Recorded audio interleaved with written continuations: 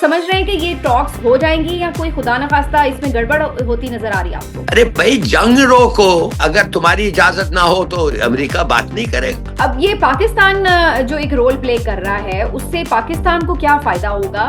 We need to have excellent relations with Iran, इसलिए अफगानिस्तान तो चले गया हिंदुस्तान के साथ। वो अफगान जो हैं वो पैसे के लिए कुछ भी करेंगे। यूएई ऐसा लग रहा है कि कुछ खफा हो गया इस सारे मामले में। डू यू थिंक कि इस सारी एक्सरसाइज में हम कुछ अपने फ्रेंड्स लूज कर लेंगे? वो फ्रेंड्स तो नहीं होंगे ना जिनको लूज करेंगे, वो तो दुश्मन के साथ खड़ा हुआ है। क्या अमेरिका जो है वो एक वीक पोजीशन पर आ गया है आफ्टर दिस एडवेंचर? ये स्ट्रेट्स खुले हुए थे जब अमेरिका जंग शुरू किया, आज ये बंद है। इजराइल कितनी देर लड़ सकता है अमेरिका की सपोर्ट के बगैर? लड़ ही नहीं सकता और फौरन आ जाएगा न्यूक्लियर वेपन्स पे। तो नेतन्याहू है वो तो बड़ा क्लियरली कह रहा है कि जी लेबनान में तो नहीं होगा सीज फायर। ईरान इस जंग का सेटलमेंट, उनके सेटलमेंट के बगैर नो क्वेश्चन ऑफ इट। अच्छा, डोनाल्ड ट्रंप का भी एक ट्वीट भी आया, उन्होंने कहा कि वर्ल्ड्स मोस्ट पावरफुल रीसेट। क्या ये टॉक्स के चक्कर में कुछ सिर्फ इन्होंने टाइम गेन किया है और कोई दोबारा से अटैक करने वाले हैं?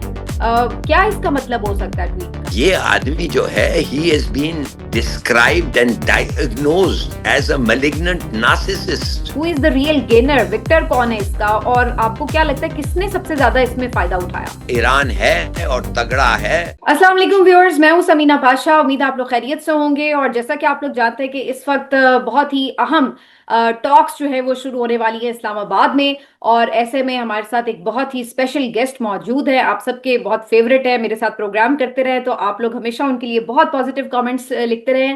तो जफर हिलाली साहब जो कि फॉर्मर एम्बेसडर भी रहे हैं और इसके साथ साथ एक बहुत अच्छा अपना वास्ट एक्सपीरियंस रखते हैं डिप्लोमेटिक सर्कल्स की जब हम बात करते हैं, तो आज उनके साथ खास तौर पर इन टॉक्स की सक्सेस के हवाले से बात करेंगे, कितनी इंपॉर्टेंस है और क्या इसका फ्यूचर नजर आ रहा है। अस्सलाम वालेकुम हिलाली साहब, कैसे आप? खैरियत से हैं? जी, thank you Sameena, good to see you and to talk to you. जी, same here, thank you for giving us such special time. Hilali साहब, ये जो अब टॉक्स इस्लामाबाद में शुरू होने जा रही हैं, सब इसको बड़े गौर से देख रहे हैं। जाहिर है पाकिस्तान की इंपॉर्टेंस भी बहुत ज्यादा बढ़ चुकी है, लेकिन आपको क्या नजर आ रहा है? अभी ईरान के जो स्पीकर हैं उनकी तरफ से ये कहा गया है कि जो दो कंडीशंस थी उनको पहले फुलफिल किया जाए। लेबनान में सीज फायर होना चाहिए कंप्लीटली, और एसेट्स जो है उनके वो कहते हैं उन्हें बहाल किया जाए। तो आप समझ रहे हैं कि ये टॉक्स हो जाएंगी या कोई खुदा न खास्ता इसमें गड़बड़ होती नजर आ रही है आपको? समीना, ये बड़ा मुश्किल है कहने क्या होगा, इसलिए कि आपने जैसे कहा ये दो प्री कंडीशंस तो ईरान ने दे दिया है और वो प्री कंडीशंस इस वक्त फुलफिल नहीं हो रहे हैं। तो क्या अगर नहीं भी हो रहे फिर भी ईरानियन आ जाएंगे? मुझे नहीं पता, I don't know. I mean it's a 50-50 guess. मगर अगर इनको आना था तो प्री कंडीशंस क्यों दिया इन्होंने? और अगर दिया और फुलफिल नहीं हुआ तो फिर why don't they abide by their own conditions? मुझे समझ नहीं आ रही है। तो ये बड़ी अफसोस की बात है, और ये लगता ये है कि ये बताता है एक दफे और कि जो भी ट्रम्प कहें, जो भी अमेरिकनों की ख्वाहिश हो, ये जो है इजरायली ये वही करते हैं जो अपने लिए, उनके लिए अच्छा होता है।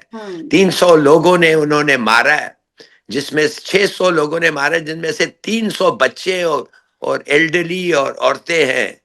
तो इनका वही है, वही उनका गोल है कि गाजाफिकेशन हो लेबनन का, सदर्न लेबनन का लितानी रिवर तक। बड़ी अफसोस की बात है कि इस किस्म के उन लोग शर्त रख सकते हैं, इस किस्म की हिमाकतें कर सकते हैं, और and nobody is there to question them. ये ट्रम्प तो क्या है, ये समझ नहीं आ रही है। और फिर इसका मतलब तो ये हुआ कि अगर ट्रम्प की टीम यहाँ पर कोई कमिटमेंट्स कर भी ले, कोई अग्रीमेंट कर भी ले, तो क्या इजराइल उसको फॉलो करेगा? वो अगर अपनी तरफ से वॉर को कंटिन्यू रखते हैं तो फिर तो सारी पीस टॉक का मकसद ही फौत हो जाएगा। बिल्कुल, मेरे ख्याल में है कि एब्सोल्युटली, और अभी से लोग कहने लग गए हैं, और अमेरिकन कह रहे हैं कि कौन ट्रम्प को मान सकता है जो वो कहता है, नोबडी कैन बिलीव हिम। और अब आप देखें कि मुझे तो इत्तला आई है कि हमने बड़ी केयरफुली इन लोगों को रिसेप्शन, इनको वेलकम करना, इन लोग ईरानियन डेलीगेशन को जिधर ठहराना, किसी को नहीं पता वो किधर ठहर रहे हैं हम्म। और कब आ रहे हैं, इतनी हाई सिक्योरिटी हुई है। हम्म। तो फॉर व्हाट? कि सही। ये लोग जो इतने झूठे हैं, आई मीन ये क्या फायदा, क्या इनसे बात करने का? अगर ये शुरू में ही इन किस्म की ये हरकतें हैं, what hmm. Is the point? ईरानियों को तो पता चल गया है कि ये झूठ कहते हैं, उनसे बात करो तो जैसे आप बैठते हैं इनसे बात करने के लिए, इनकी दावत पे आप बम करने लग जाते हैं। Hmm. I really don't see what is there to be gained from talking to such liars, ये बात सही है क्रूअल कि वो ट्रस्ट नहीं कर रहे लायर्स। हैं। वो ट्रस्ट नहीं जी कर रहे बिल्कुल। इरानियंस। लेकिन अगर फिर भी होपफुली अगर ये बैठ जाते हैं फॉर पीस, आपको क्या लगता है पोजीशन ऑफ स्ट्रेंथ किसके पास है इस वक्त टॉक्स में? पोजीशन ऑफ स्ट्रेंथ टॉर्च के पहले तो मैं सोच रहा था कि ईरान के पास है, उन्होंने बड़े सारी चीजें बताए हैं, उन्होंने दिस वो टॉलरेट नहीं करेंगे और झूठ और उनकी जो मिसाइल्स हैं और ये और वो हैं।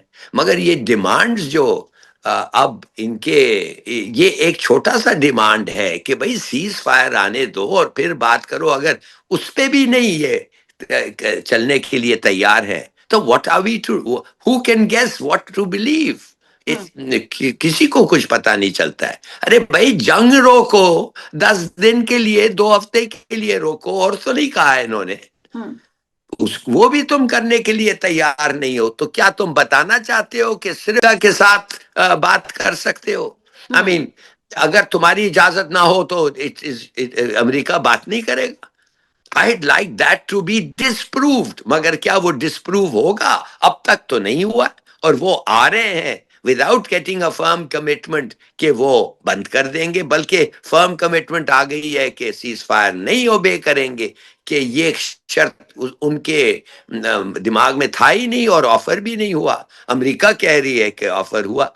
हम्म। आई नो व्हाट वो इज दिस। वो तो अब इस बात पे कहने ना कि ईरान की हद तक तो सीज फायर पे बात हम लोगों ने एक अग्रीमेंट शो किया था, लेकिन लेबनान का तो उसमें नाम ही नहीं था। और इसराइल का जो नेतन्याहू है वो तो बड़ा क्लियरली कह रहा है कि जी लेबनान में तो नहीं होगा सीज फायर, और ईरान क्लियरली कह रहा है कि लेबनान में सीज फायर के बगैर कोई फायदा ही नहीं है, हम तो पूरे रीजन में सीज फायर की बात कर रहे हैं। तो ये तो इसका मतलब है कि बहुत होपफुल नहीं है आप टॉक्स से, जो अभी के स्टार्ट भी नहीं हुई। Not at all, not at all. इसीलिए हम्म। कि अगर अगर अगर इसराइल समझता है कि जो लेबनीज हिजबुल्लाह हैं, जो बहुत ही फेथफुल और स्ट्रांग एलाइज रहे हैं ईरान के, हम्म। ईरान इस जंग का सेटलमेंट, उनके सेटलमेंट के बगैर, नो क्वेश्चन ऑफ इट, हम्म। वो तो कर ही नहीं सकता। और अगर, मैं तो समझता हूं कभी नहीं करेगा। और अगर कर लिया तो लोग क्या कहेंगे इसके बारे में, आप बताएं? हम्म। कि भाई हमें छोड़ दिया और खुद जाके साइन कर दिया जो साइन करना है। हम्म। कमाल है। आई सही। Don't think that can happen. अच्छा, डोनाल्ड ट्रंप का भी एक ट्वीट भी आया, उन्होंने कहा कि वर्ल्ड्स मोस्ट पावरफुल रीसेट। ये एंड टॉक से पहले ये किस रीसेट की बात कर रहे हैं? क्योंकि बहुत से लोग तो ये भी इसको इंटरप्रेट कर रहे हैं कि क्या ये टॉक्स के चक्कर में कुछ सिर्फ इन्होंने टाइम गेन किया है और कोई दोबारा से अटैक करने वाले हैं? क्या इसका मतलब हो सकता है ट्वीट का? Reset of what? माने कि सब लोग अपनी पोजीशन चेंज कर रहे हैं और सब सब लोग आर स्टार्टिंग अफ्रेश। देखिए, ये आदमी जो है, he has been described and diagnosed as a malignant narcissist. तो ये तो मुझे अनस्टेबल टू बूट, हम्म। तो कुछ पता ही नहीं चलता है what he means. Hmm. Reset of what? ठीक। ये तो कोई अग्रीमेंट, हर अग्रीमेंट जैसे होती है ये रीसेट कर लेते हैं। ये तो कमाल की बात है। I don't think anybody knows what he is talking about. और सबसे बड़ी बात है, इसको खुद नहीं पता है ये क्या कह रहा है।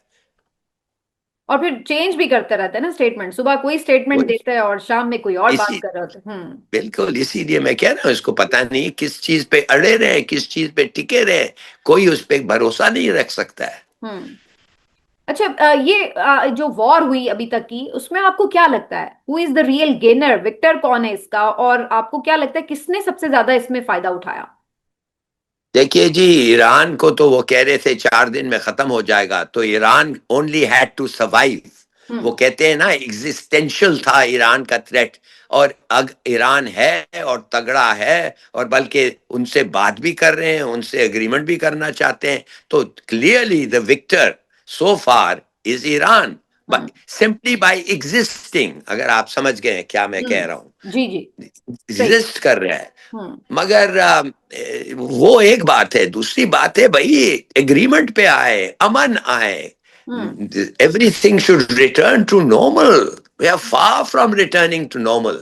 और ईरान ने जो इतने नुकसान खाया है, ये किया है, आखिर किस लिए? हाँ, वो एग्जिस्टेंशियल तो है, मगर अब ये तो बहुत कम जंग होते हैं जिसमें वो गुरिल्ला का जंग होता है कि बच जाए तो इसके माने जीत जाए। अरे हम्म। भाई, ये पूरा एक मुल्क है, एक सिविलाइजेशन है, ठीक है, ये बच गया है। और अभी उनके रॉकेट्स और उनके मिसाइल्स इस तरीके से आ रहे हैं कि इनको इनको मुसीबत है हो गई है, इसलिए ये उनसे बात कर रहे हैं। मगर व्हाट हैपेंस फ्रॉम नाउ, वो भी तो इम्पोर्टेंट है ना, हम्म। कि अब क्या होगा। कोई एग्रीमेंट नहीं हुई है अब तक। हम्म। बात करने की भी ये जो एक चीज थी, एक थोड़ा सा किरण ऑफ होप जो बात करने में था, वो भी अगर इस तरीके से सैबोटाज हो रहा है, तो nobody I can, who has won? हाँ, सही। Iran has won by existing, ये तो सही बात है। ज्यादा जो प्रॉब्लम आई है डोनाल्ड ट्रंप को, वो स्ट्रेट ऑफ हॉर्मस के कंट्रोल की वजह से आई है। उसकी वजह से एलाइज भी इवन ऐसा लगता है कि डिस्टेंस पे उन्होंने कर लिया अपने आप को इस वॉर से। आपको लगता है कि अगर अमेरिका खुद को इस वॉर से निकाल भी ले और एक अग्रीमेंट पे आ जाए कि हम नहीं मजीद लड़ रहे, तो इसराइल उसको फॉलो करेगा? और इसराइल कितनी देर लड़ सकता है अमेरिका की सपोर्ट के बगैर? Zero, 0 hours. अच्छा। लड़ ही नहीं सकता, लड़ ही नहीं सकता, और फौरन आ जाएगा न्यूक्लियर वेपन्स पे। और न्यूक्लियर वेपन्स पे उसको पता चल गया है क्या होने वाला है। इसराइल के लिए 3 बम काफी हैं, ईरान के लिए 300 बम भी काफी नहीं है। क्या हम्म। करेगा इसराइल? 1 मिनट अमेरिका को हटने दें और फिर आप देखें ये क्या होता है इसराइल को। पहला चीज ये होगा कि नेतन्याहू हट जाएगा, मिट जाएगा। हम्म। मगर ये जो ट्रम्प है, हम्म। इसको आप देख सुनते हैं वो इजरायलीज इसके बारे में क्या कहते हैं? ये कहते हैं the first Jewish president of the United States. Hmm. Hmm. इतना ये प्रो है, इतना बायस्ड है कि ठीक। ये जूइश प्रेसिडेंट उसको समझते हैं, इतना बायस्ड है ये। हम्म। तो अगर ये चले जाए तो कोई और सवाल ही नहीं पैदा होता है अच्छा, कि यानी अमेरिका अगर इसराइल आउट हो जाए बचे। वॉर से तो इसराइल उससे पीछे हटने पे मजबूर हो जाएगा। मैं आज जॉन कैरी को सुन रही थी और आपने बड़ी सही बात की। वो खुद ही एडमिट कर रहे थे कि बराक ओबामा, बुश को, जो बाइडन को, सबको नेतन्याहू ने फोर्स किया ईरान के ऊपर अटैक करने के लिए, लेकिन किसी ने उसके प्लान पे अमल नहीं किया और सिर्फ डोनाल्ड ट्रंप ने उसकी बात मान के और ये सारा एक एडवेंचर जो था वो स्टार्ट किया। लेकिन मगर हम्म। ओबामा ओबामा को क्या जरूरत था उसकी बात सुनने के ठीक। लिए? हम्म। आखिर वो तो उसके एप्स्टीन के फाइल्स में उसका नाम है, हाँ। उसकी पिक्चर्स हैं। और बुश बुश का भी क्या क्या ये था, बुश भी कुछ नहीं था। और कैनेडी को तो इन्होंने जान से मार दिया था यहूदियों ने। We hmm. No that, that's a fact, वो तो सीआईए कह रही है। और 34 अमेरिकन जो मरे हैं लिबर्टी जहाज पे, उसको भी उन्होंने जान से, उनको भी जान से मार दिया। हम्म। कहा, अपोलोजाइज भी किया बाद में, हम्म। कुछ नहीं हुआ। सही। ये ट्रम्प, और ट्रम्प जो है, हम्म। इसके खिलाफ बहुत सारी चीजें हैं और सब हम्म। कहते हैं। मैंने not only juice, not only Israel, इसके और भी लोग हैं जो कहते हैं इसके खिलाफ इतना एविडेंस है कि ये एक दिन नहीं बचेगा। ओके। अब ये पाकिस्तान जो एक रोल प्ले कर रहा है, उससे पाकिस्तान को क्या फायदा होगा? हम देख रहे हैं वैसे तो बहुत वाहवाह हो रही है, जाहिर है हम बड़े इंपॉर्टेंट हो रहे हैं, लेकिन आपको लगता है कि इसके अलावा भी पाकिस्तान के लिए बहुत से रास्ते खुल सकते हैं ईरान के साथ ट्रेड के लिए, या कोई और चीजें पाकिस्तान हासिल कर लेगा?